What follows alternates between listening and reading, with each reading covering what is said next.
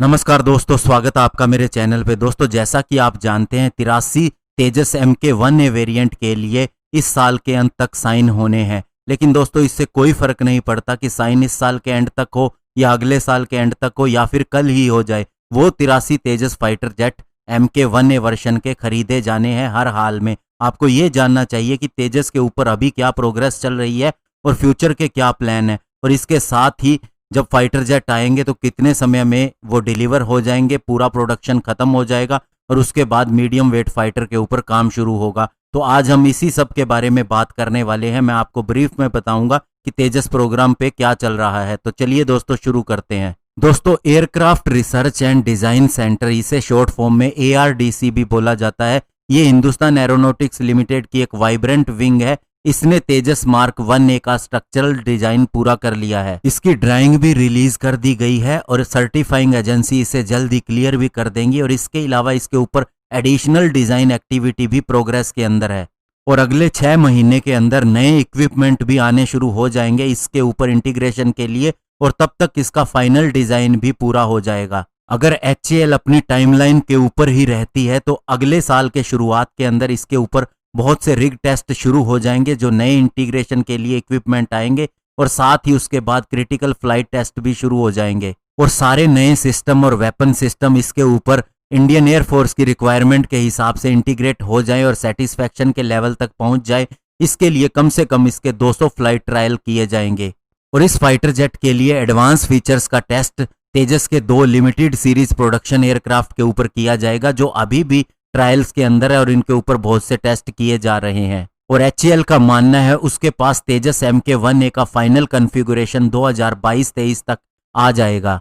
और दोस्तों, इसके लिए जो 38,000 करोड़ रुपए की डील के ऊपर साइन होने हैं, उसके अंदर इसके spares, weapon, engine, test bed सभी का खर्चा इंक्लूड है और ये भी इस साल के अंत तक हो जाएगा फाइनल। और दोस्तों, आपको बता दें, इसके पहले के जो भी वेरिएंट थे उसके अंदर ARDC शामिल नहीं थी, लेकिन अब तेजस MK1A के लिए उसने एरोनॉटिकल डेवलपमेंट एजेंसी के साथ में वर्क शेयर एग्रीमेंट कर रखा है, इसीलिए वह ही आगे जाके इसके ऊपर सारा काम करेगी। और इससे HAL को एक मौका मिलेगा कि वह अपने स्टेक होल्डर के अंदर अपना विश्वास कायम कर सके, क्योंकि पहले HAL के ऊपर बहुत ज्यादा उंगली उठती रही है। और इसके अलावा HAL ARDC के ऊपर अन्य प्रोजेक्ट जैसे कि HTT-40, IJT और UAV की भी जिम्मेवारी है। और हमारे फ्यूचर के फाइटर जेट प्रोग्राम जो हैं, जिसके अंदर LCA-MK2 है, twin engine deck based fighter है, AMCA 5th generation fighter jet programme है, इन सभी के अंदर भी ARDC का पार्टिसिपेशन है। और इसके अलावा जो तेजस MK1A फाइटर जेट है, ये एक्चुअल में तेजस FOC लेवल के जो कॉन्फ़िगरेशन है, जिसके 20 की संख्या में निर्माण हो रहा है, उसी का अपग्रेडेड वर्जन है, लेकिन इसके अंदर 80% कंपोनेंट वही हैं जो तेजस FOC लेवल वाले के अंदर हैं।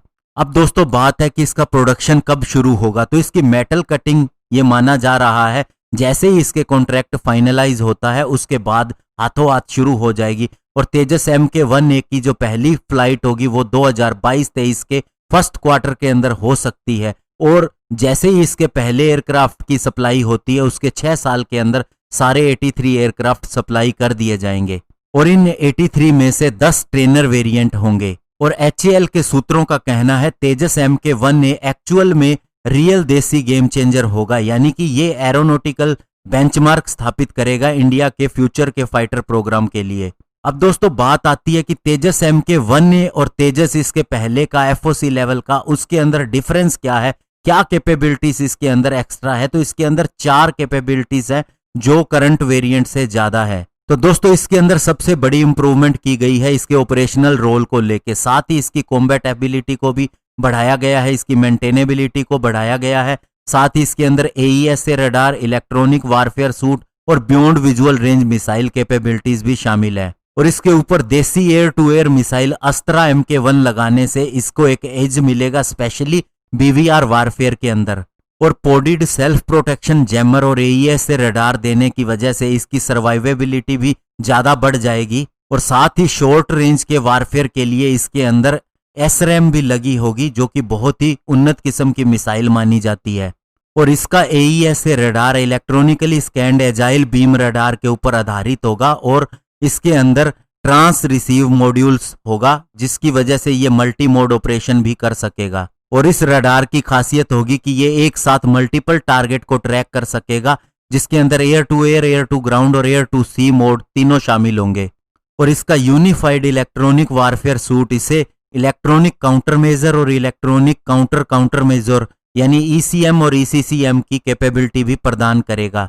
और इसके अलावा इसके ऊपर जो सबसे अलग फीचर होगा वो दोस्तों होगा इसकी प्रिसीजन वार फाइटिंग को बूस्ट करने के लिए, जिसके अंदर डिजिटल मूविंग मैप होगा। 2D और 3D इसके अंदर दोनों तरह के व्यू इंक्लूड किए जाएंगे। और अगर हम बात करें इसके अंदर नेविगेशन सिस्टम क्या होंगे, तो इसके ऊपर ग्लोनास यानी कि ग्लोबल नेविगेशन सैटेलाइट सिस्टम, इसके अलावा Indian regional navigation satellite system यानी IRNSS, इसके अलावा गगन GPS एडिड जियो अगुमेंटेड नेविगेशन और साथ ही SBAS यानी सैटेलाइट बेस्ड एगुमेंटेशन सिस्टम भी होंगे।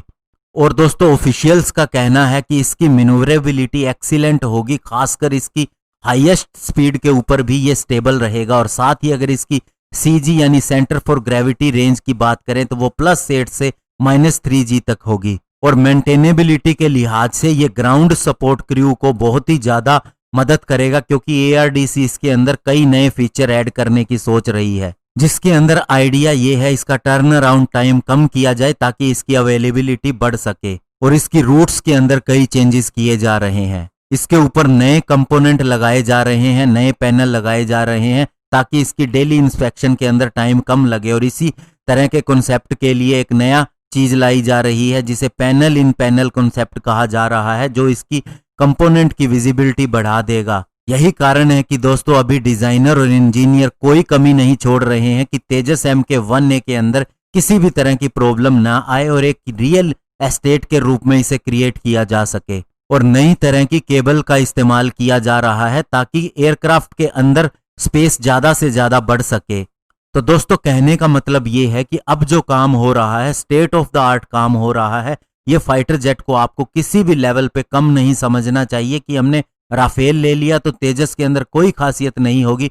दोस्तों हम IOC लेवल से चले थे, फिर FOC लेवल पे आए, अब उसके बढ़ के हम MK1A लेवल पे आए हैं और उसके बाद मीडियम वेट फाइटर आएगा, AMCA आएगा और ये काम अपनी पूरी स्पीड से चलेगा। अब किसी भी तरह की देरी नहीं होगी और ये तेजस फाइटर जेट बहुत ही उम्दा किस्म का फाइटर जेट होगा। धन्यवाद, जय हिंद।